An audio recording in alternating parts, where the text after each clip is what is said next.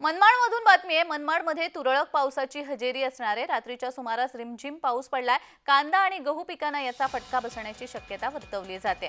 मनमाडमध्ये तुरळक पावसाने हजेरी लावलेली आहे।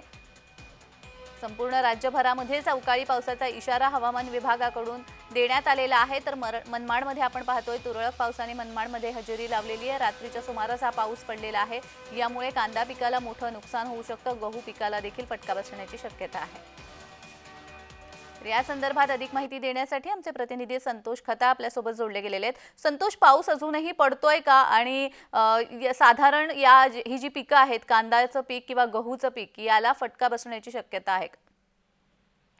जान्हवी, सध्या रात्रीच्या सुमारास हा जो पाऊस आहे 12 ते 1 वाजेच्या सुमारास रात्री तुरळक ठिकाणी हा पाऊस पडला असून या पावसाने कांदा आणि गहू पिकांना जास्त फटका बसण्याची शक्यता आहे। मात्र आता सध्या पाऊस हा थांबलेला असून या ठिकाणी मात्र ढगाळ वातावरण हे कायम आहे।